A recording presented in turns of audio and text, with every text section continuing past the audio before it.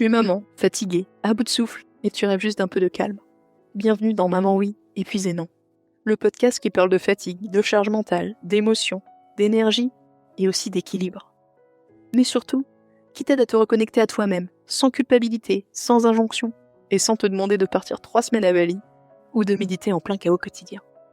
Moi, c'est Aurore, naturopathe spécialisée dans l'épuisement maternel.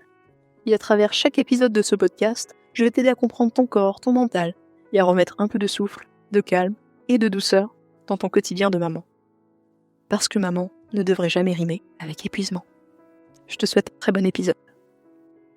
Est-ce que ça t'est déjà arrivé de te dire « Je comprends pas, la semaine dernière, ça allait, j'avais de l'énergie, j'étais patiente, j'arrivais à gérer les imprévus, les sollicitations avec les enfants, le quotidien, etc. Et cette semaine, tout est beaucoup plus difficile, le bruit, les émotions, la fatigue.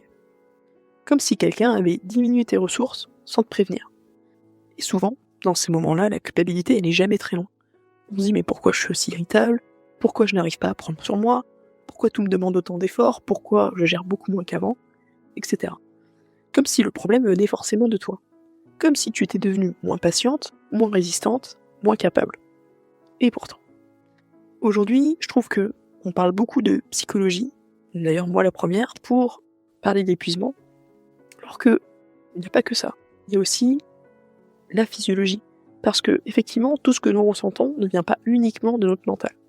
En réalité, notre énergie, notre patience, notre capacité à faire face au stress ou aux sollicitations sont aussi influencées par notre corps.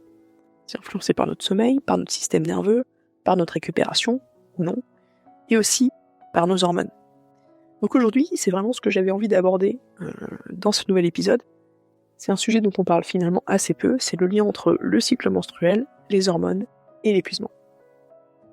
Alors, respire, et on commence tout de suite. Quand on entend le mot hormones, beaucoup de femmes, peut-être toi d'ailleurs, pensent immédiatement aux règles, à l'ovulation, au syndrome prémenstruel. Mais les hormones, c'est bien plus que cela.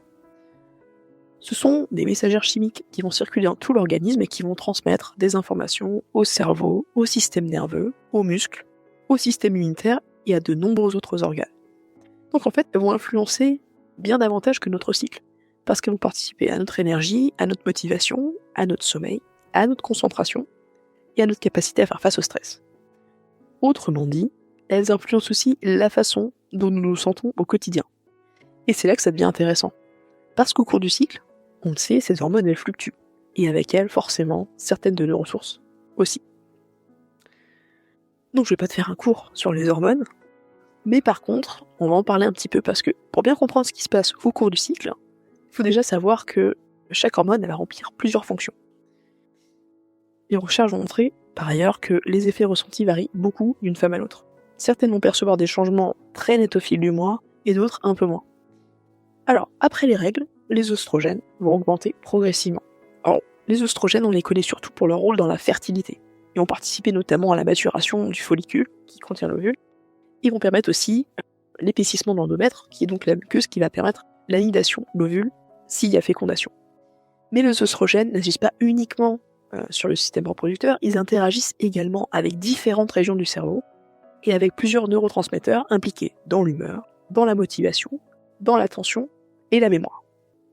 Du coup, chez de nombreuses femmes, cette période elle est souvent associée à davantage d'élan, de la motivation, plus de clarté mentale, une sensation d'énergie plus importante et une meilleure capacité à faire face aux sollicitations du quotidien. À l'approche de l'ovulation, les œstrogènes ils vont atteindre un niveau particulièrement élevé. Ce pic hormonal il va jouer un rôle nécessaire puisqu'il va déclencher les mécanismes qui permettent justement l'ovulation. Autour de cette période, la testostérone elle va augmenter également légèrement.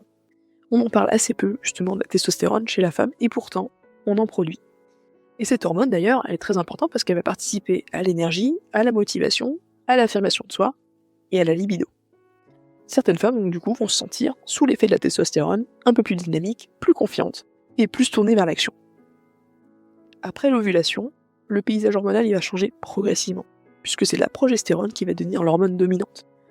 Le rôle principal de la progestérone, ça va être de préparer l'organisme à une éventuelle grossesse et de contribuer à son maintien si la fécondation a eu lieu. là encore, elle n'agit pas uniquement au niveau du système reproducteur, elle influence également le cerveau et le système nerveux.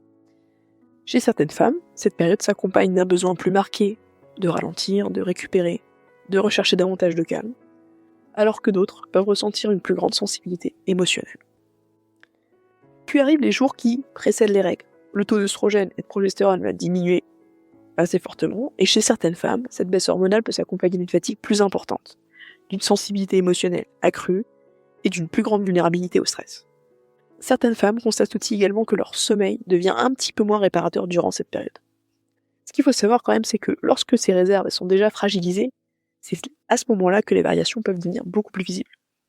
Et c'est là que j'avais vraiment envie de t'amener aujourd'hui, c'est que les variations hormonales, elles existent. Elles sont normales, elles font partie du cycle. Et elles ne sont pas problématiques. Lorsque tu es reposé, lorsque tu récupères suffisamment, lorsque ton système nerveux y dispose de ressources suffisantes aussi, ces fluctuations elles peuvent passer relativement inaperçues. Mais lorsque tu es déjà épuisé, là c'est une toute autre histoire. Imagine un petit peu ton système nerveux comme une batterie.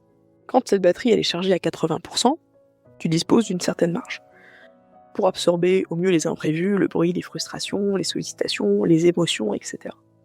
Mais lorsque cette batterie elle est déjà à 15%, la moindre variation devient beaucoup plus visible. Et c'est souvent ce qui se passe dans l'épuisement maternel. Ton sommeil il est déjà insuffisant, ton système nerveux il est déjà en surcharge, tes réserves elles sont déjà basses, alors certaines périodes du cycle vont devenir beaucoup plus difficiles à vivre. Et ce n'est pas forcément parce que les hormones changent davantage, c'est parfois parce que notre capacité à absorber ces changements est diminuée. Un petit peu comme si ton corps te rappelait soudainement qu'il n'a plus beaucoup de marge de manœuvre. Il y a aussi un autre élément important à comprendre et à prendre en compte, c'est le stress, les modes survie. Quand le corps vit pendant des mois, parfois des années, dans un état d'adaptation permanent, il va finir par s'épuiser. Le sommeil devient moins réparateur, la récupération moins efficace, le système nerveux reste constamment en vigilance, et dans ce contexte, les fluctuations hormonales peuvent être ressenties beaucoup plus fortement. C'est souvent pour cela que certaines femmes ont l'impression de ne plus reconnaître leur cycle lorsqu'elles traversent une période d'épuisement, ou qu'elles ressentent des symptômes beaucoup plus intensément qu'avant.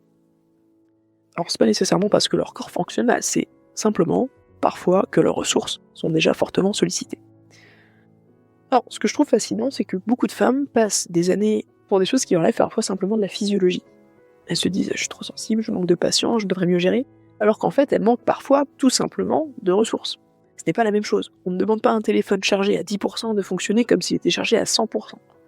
Pourtant, c'est exactement ce que l'on fait, parfois. En continuant à avancer, en gérant, en portant, en s'adaptant, sans réaliser que notre corps, il essaie peut-être simplement de nous signaler qu'il a besoin de récupération. Alors, si cet épisode devait te laisser une seule idée, ce serait à mon avis celle-ci, c'est que certaines périodes du cycle ne révèlent pas que tu es moins patiente, moins capable ou moins forte. Elles révèlent parfois simplement à quel point tu es fatigué et à quel point tu portes déjà beaucoup. Comprendre son cycle, ça consiste pas à tout expliquer par les hormones, mais ça permet de mieux comprendre son fonctionnement, de mieux comprendre son énergie, ses besoins, ses variations, et surtout de moins culpabiliser parce que non, nous ne sommes pas censés fonctionner exactement de la même manière tous les jours du mois. Notre corps, en fait, il s'adapte en permanence, nos ressources elles fluctuent, notre énergie aussi. Et parfois, ce que nous interprétons comme un manque de volonté, de résistance ou de patience, c'est simplement un corps qui essaie de nous dire quelque chose. Alors peut-être que la question, ce n'est pas pourquoi je n'arrive pas à faire autant qu'avant, mais plutôt depuis combien de temps est-ce que je demande autant à mon corps sans vraiment l'écouter. Maman oui, épuisez-nous. À très vite pour le prochain épisode.